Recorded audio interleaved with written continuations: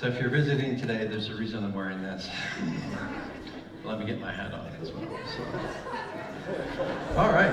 I still have a few announcements. So, yeah, thanks. All right. Next Sunday is what we've called, take this serious, all right? Don't take me serious. So next Sunday we're doing what we've in the past called Bring Your Own Message Sunday.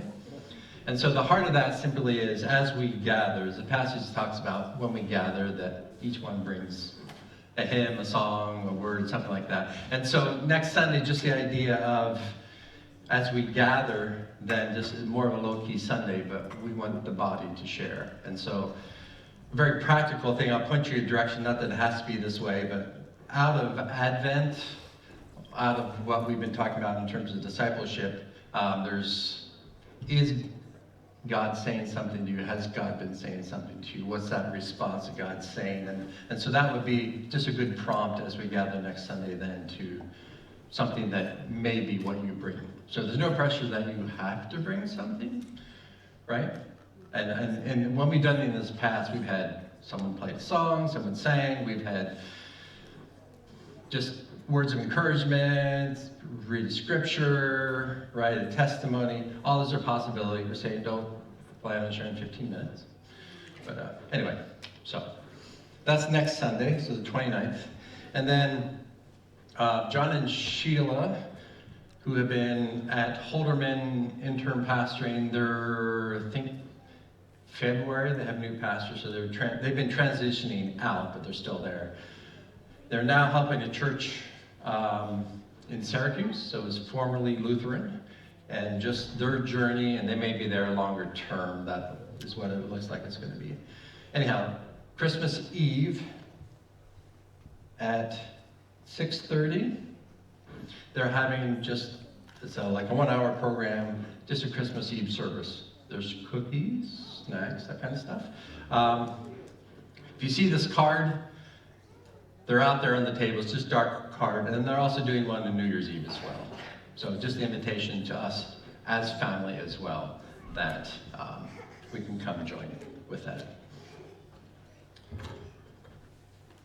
Good news for you is I'm not wearing this whole message. It's good news for me too. Yeah. So what we've talked about, again, if you're visiting, we focused on the upside down kingdom, and so hence the upside down Christmas tree, and as Jess said, the ornaments, salt shaker, but also with the upside down Christmas tree. But the idea is that as the people of God, then, right, Jesus calls us the salt of the earth. And there's that aspect of where we congregate and then we spread. And so when you think salt shaker, and one of the things I've said before is, when I look out at you, right now what I'm seeing is actually this, right? I see salt shakers. And so right now, when those times as a church when we gather, we've congregated together, but the idea then as we scatter, right, we're out salting wherever we go, because we are the salt of the earth. And so we've talked then about just different things, properties of salt, so it enhances flavor. So it's not a flavorine, but it enhances what's already there. It preserves, right? So there's that preserving quality that lasts and lasts. Salt was a part of sacrifices. So always in the grain offerings, however they were presented, and often the meat offerings, salt was a part of that. The last week we talked about salt being a purification, right? That it draws, right? It draws toxins out and bad things out. And so it has that quality of purifying. Today, then we're just look at, biblically then, salt signifies new beginnings. And so some of that is that purifying aspect, right? New beginning, as it's getting rid of the toxins, what it's doing is resetting and restoring things back into a healthy way. And we mentioned last week again, but when babies were born, they would rub salt on the babies as a way of purification, but also signifying that new beginning, that new start for that child. And then the covenant aspect. And so biblically, a number of times it talks about a covenant of salt. And anytime you have a covenant, whether it's something you've been doing before or something new, there's a new beginning. So if it was something, if Jeremy and I had, we did this, he did something for me, I did something for him, but we said, you know what, we're going to covenant together that this is what we do for each other. Even though it was happening before, we now have a new beginning. We've establishing something and saying I'm committed to you in this. And he's saying that to me. And so there's a covenant aspect, again, which brings that new beginning. And so, again, when Jesus says you are the salt of the earth, all these different properties that salt carries, he's saying you and then we as corporately carry those aspects in who we are and what we do. All right.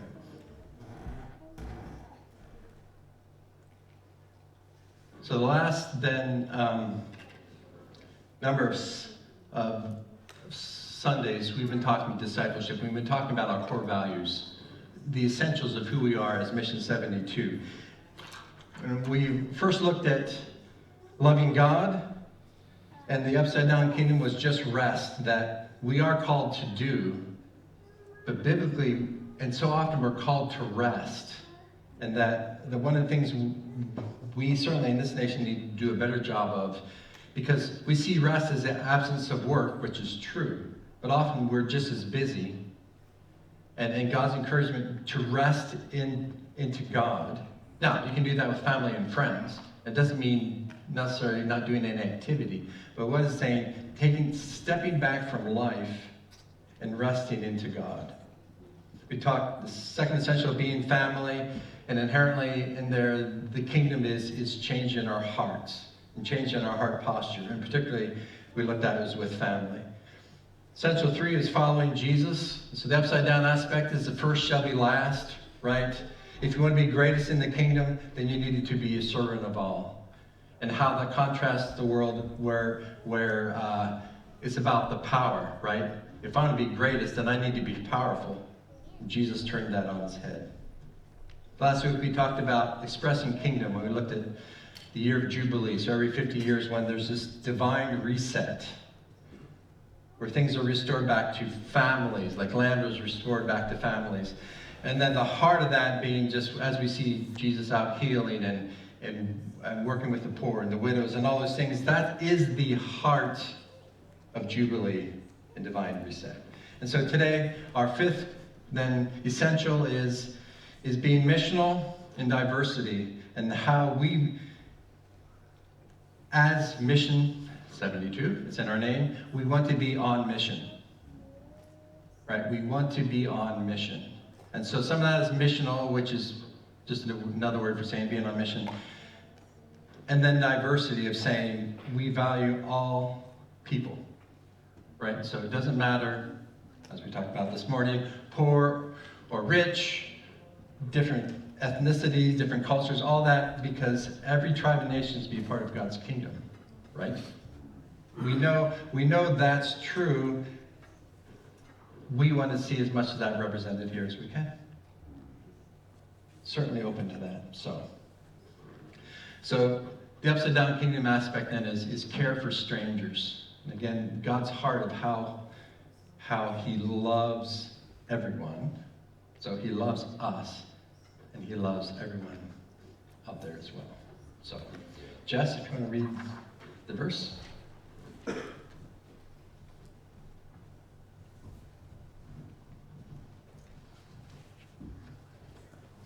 right, 1 Corinthians 10:27, and then 31 through 33. If any of those who do not believe invites you to dinner, and you desire to go, eat whatever is set before you. Whether then you eat or drink or whatever you do all to the glory of God. Give no offense either to Jews or to Greeks or to the church of God, just as I also please all men in all things, not seeking my own profit, but the profit of the many, so that all may be saved. And so here and so the basis again of just saying, look, if someone someone outside the faith says, hey, come over and eat, go, right? So be on mission, and then what they set before you, eat. It's okay, right? And that, give no offense either to Jews or Greeks or the church of God, right? And then Paul says, look, I do what I need to do, right? Because the gospel needs to get out there, right? So we're not trying to offend people. We're not trying to establish this or that. In this context, right, we're representing Christ wherever we go. And don't be a stumbling block on their behalf with that.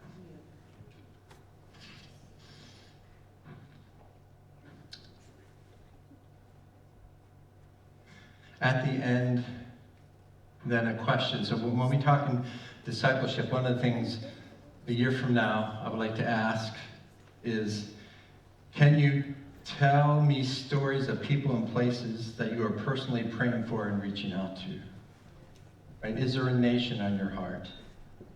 Is your neighborhood on your heart? Where you work, are there co-workers on your heart? Right? So what's there on your heart? And then how's God asking you to respond?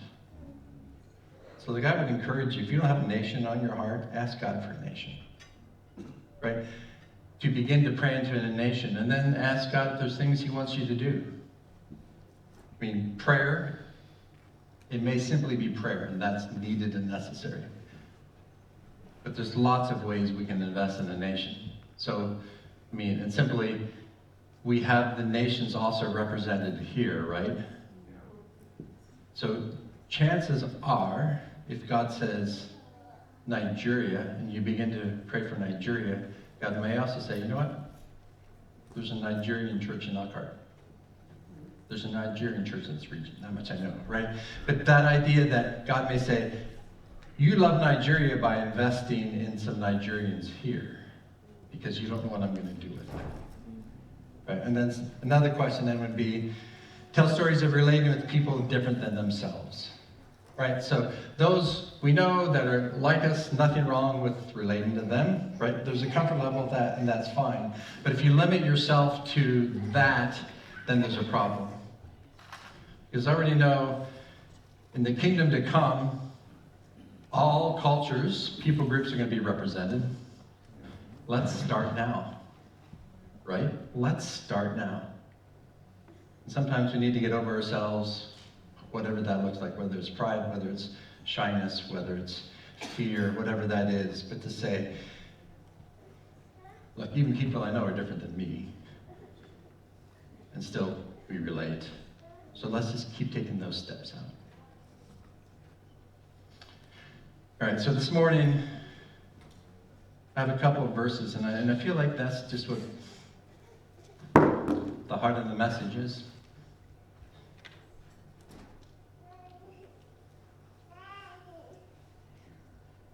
But I want to start with this. Why are we missional then? When we talk about being on mission, it always starts with the heart of God, right? While we were yet sinners, right, Christ died for us. And what we see is a God who pursues us. He's, if I can say it this way, been on a mission towards us.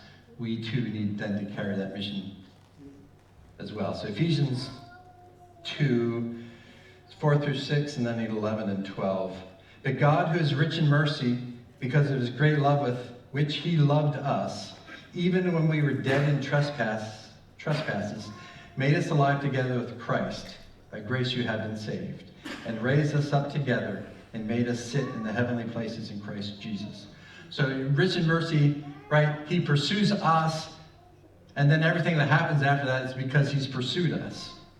If we're dead in our transgressions, he makes us alive, saves us, then raises us up and says, now we're seated in heavenly places with Christ. That's everything God has done in pursuing us. None of that did we do. The most we did was say yes. Verse 11. Therefore remember that you, once Gentiles in the flesh, at that time you were without Christ, being aliens from the commonwealth of Israel, and strangers from the covenants of promise, having no hope and without God in the world. Again, saying, we were hopeless until God did those things and continued to pursue us. And again, our only part in that is saying yes. And so we see God pursuing us. Now, there's a saying that says, blood is thicker than water. And so the idea that relationships and loyalties within a family are the strongest and most important ones. And when biblically, when you look at God with Israel and the New Testament and God talking about strangers and aliens and Gentiles and all those things, we see both these aspects. One is God starts with family, right? So we see God choosing Israel because God chose Israel, not because they were anything more special than a different people group, but God chose them. But he chooses them to show this people group, right? This is what God is like for you, so that other people groups could see what that looked like, right? So he chooses Israel, but not just to be Israel, and unto that and say, hey, we got our own nice little group thing happening here, but to say, I've now made you example, right? You're a city on a hill, right? And so he says, Israel is the example of how a covenant God treats and loves and responds to his covenant people.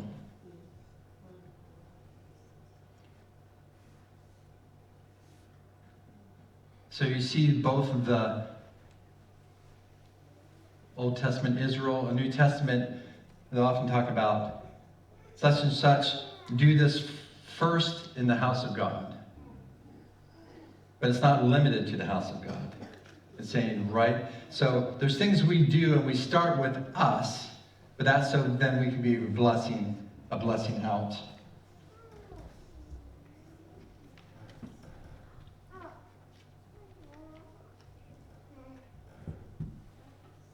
So God's heart, again, for his people, as it were, us, then his heart for the strangers and the aliens in their midst. Exodus 23:9, God says, also you shall not oppress a stranger, for you know the heart of a stranger, because you were strangers in the land of Egypt. And often, Leviticus, Deuteronomy, Exodus here, and looking back and saying, you were this, right? You know what it's like to wander, right? To be homeless, right? To not know what tomorrow looks like. And he says, this is who you were. So now that things are settled, right? Now that you have a house, remember your past and treat those who are in that same place. Because treat them well because you were there as well. Right? So, and again, the encouragement for us is the church. Sometimes it's been easy talking church as a whole, right? But you can look down on people, right?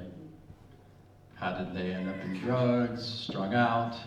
We can make all these judgments where, but by the grace of God, we would be in the same place, right?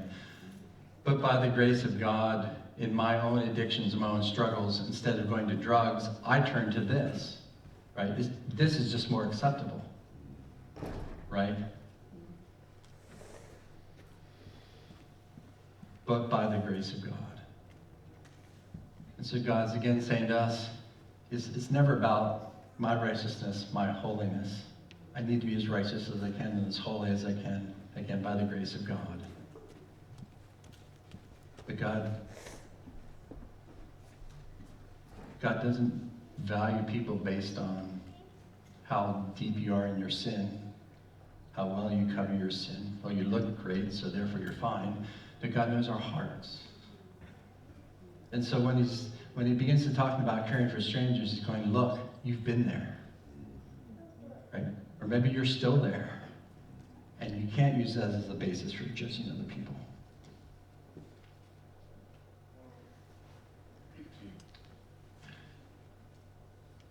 Jesus gives the example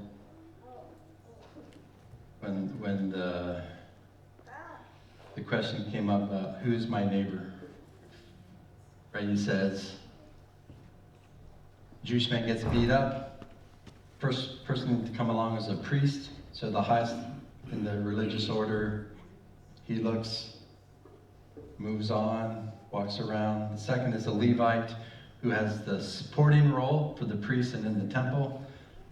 Again, looks at the beat up person, goes around. The third person is the Samaritan, right? So Jews don't like Samaritans because they're mixed blood. They've corrupted the Jewish religion. And the Samaritan looks at him, ministers to his wounds, takes him to a house, pays the guy to care for this guy as he goes on the trip. And Jesus says, who was the neighbor, right? The people of faith in this case, right? I mean, in terms of knowing their stuff, the priest and the Levite knew their stuff, and they did not respond. And the mixed, low society members cares. Jesus says, this Samaritan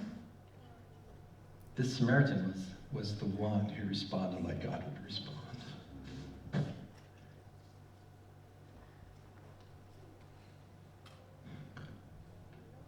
So I'm looking at this and I'm going through a variety of passages trying to get God's heart of what he wanted to target in, and I felt in the end it was this. And so on Judgment Day, and there's two different verses, or two different passages. One says, hey Lord,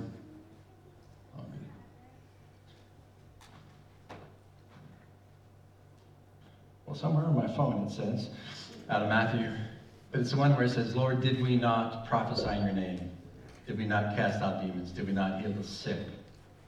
And all of those are good, right? And all of those, last week we didn't go there, but when we talk kingdom-minded, that is kingdom. The problem was, Jesus says, I never knew you, right? Depart from me. So here I've done all these kingdom, right, jubilee things, and God says, I never knew you. And then we have, again, Matthew, but a different portion. It says, when the Son of Man comes in his glory and all the angels with him, then he'll sit on the throne of his glory. All the nations will be gathered before him, and he will separate them one from another, as a shepherd divides his sheep from the goats. And he will set the sheep on his right hand, but the goats on the left. And then the king will say to those on his right hand, come, you blessed of my Father, inherit the kingdom prepared for you from the foundation of the world. For I was hungry, and you gave me food. I was thirsty, and you gave me drink. I was a stranger, and you took me in. I was naked, and you clothed me. I was sick, and you visited me. I was in prison, and you came to me. And then the righteous will answer him, saying, Lord, when did we see you hungry and feed you, or thirsty and give you drink? When did we see you a stranger and take you in, or naked and clothe you? Or when did we see you sick or in prison and come to you? And the king will answer and say to them, assuredly I say to you, inasmuch as you did it to the least, to one of the least of these, my brethren, you did it to me. Then he will also say to those on the left hand, depart from me, you cursed, into the everlasting fire prepared for the devil and his angels. And kind of repeats the whole thing. And then Jesus says, you didn't do it to them, right? And that was like not doing it to me. And there's something in the heart of God, right, that continues to come back to those who are suffering or those who are poor. How often in the Old Testament does it hit the widows and the orphans, right? The widows and the orphans and the strangers among you. In God's heart. And so it strikes me when we have two passages then on the judgment where God says, indeed, while prophecy, setting people free, all that is the heart of God. I didn't know you, right? So it's back to relationship. And on this one, When there's like, Lord, when did we feed you? When did we care for you? And all that. It says, when you did it to others, it's like you were doing it to me. And I thought, God doesn't say you had really good theology, right? You know what? You did come to church every single Sunday. All of these things which are good. And God says, when Judgment Day is about, what did you do for other people? Right? So when we look at the greatest commandments, love the Lord your God with everything you've got. Love your neighbor as yourself. And here Jesus is saying, loving your neighbor as yourself is also loving God with all you've got. Right? They're one and the same.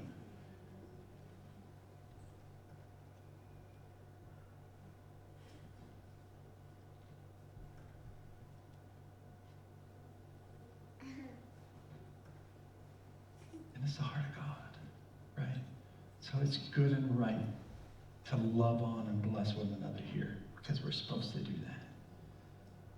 That then prepares us to love on and do that outside these four walls. Because what God does here ought to stir other people, saying, what in the world is going on with this group of people? Right? What's happening in their midst that they love each other like they do? That truly they are seeing the power of God. I don't know what that is. I don't know what that power is, but what's going on there? Right? And why? Why are they so nice to me? Why do they love me in spite of my political leanings, which is different than theirs? And that's the heart of God.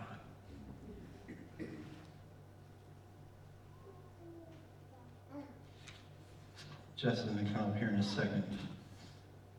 But I had this quote, and I just wanted to get it out there. So much of what we do is rooted in our identity, right? So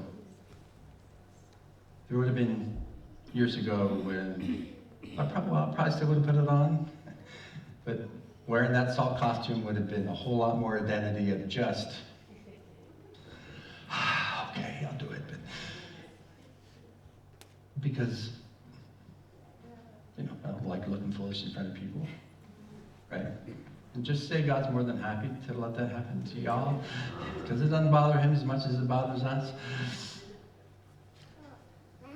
So much of our identity, how we see ourselves personally or in relationship with God, affects how we approach things, how we do things or not do things, as the case may be.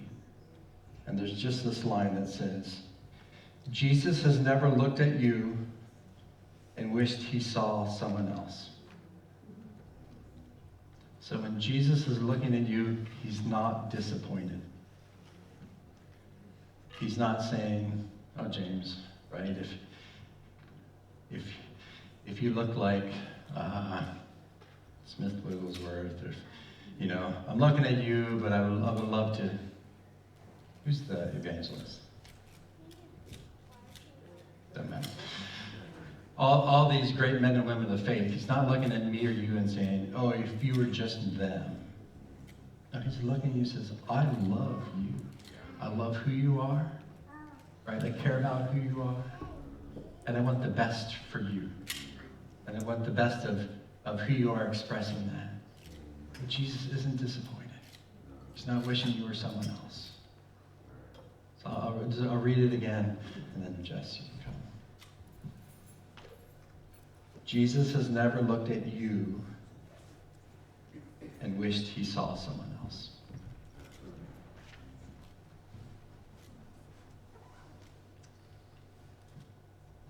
Yeah, we could probably end on that. But so again, Advent is a time of preparing for the coming of Jesus. It is a season to remind us Jesus came to earth from heaven, but is also coming again. We're still waiting. Are we ready? Have we received him? Receiving him and becoming more like him is the continuous goal of every believer. As we intentionally dive into the principles of the kingdom and how living by them leads to an upside-down life, to living on the outside, if you will, the outside of culture, the outside of family, the outside of religion, the outside of politics, the outside of society. we realize ever more acutely the cost of following Jesus. We realize, like each of the characters in our Christmas story, we are offered a new beginning. As we give something up, we give God room to do something different, always something better. So we ask, what is God doing? What kingdom principle is he challenging you in? Does he want you to take rest more seriously? Is there a relationship you need to have more integrity in?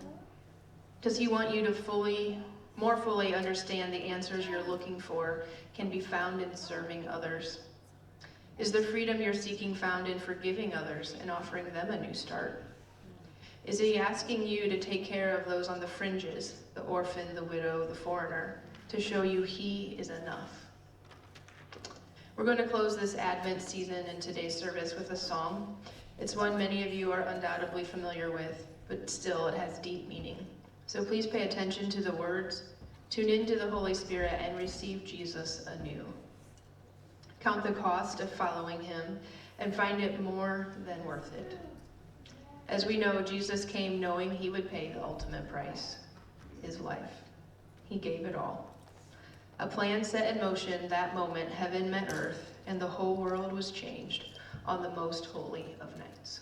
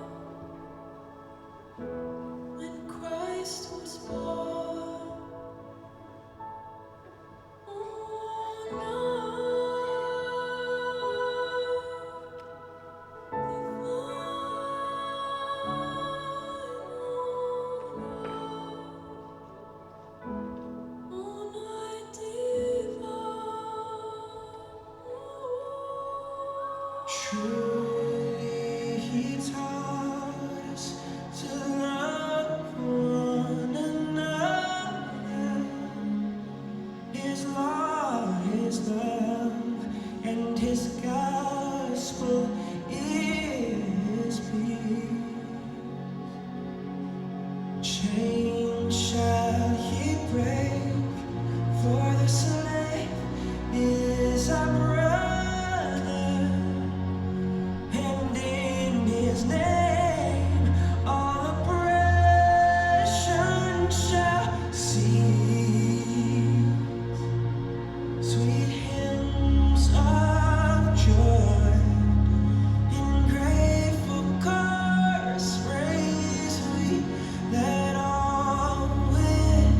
Yeah.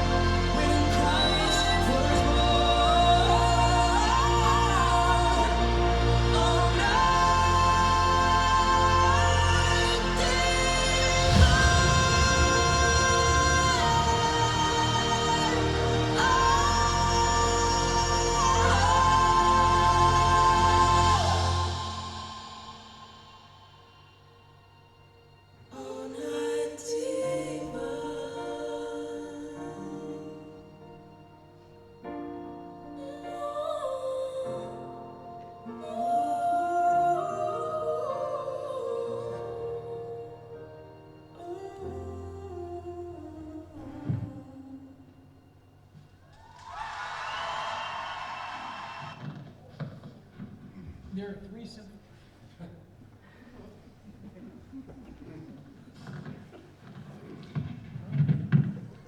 Just my encouragement then as we head into Christmas this week, head into the new year, that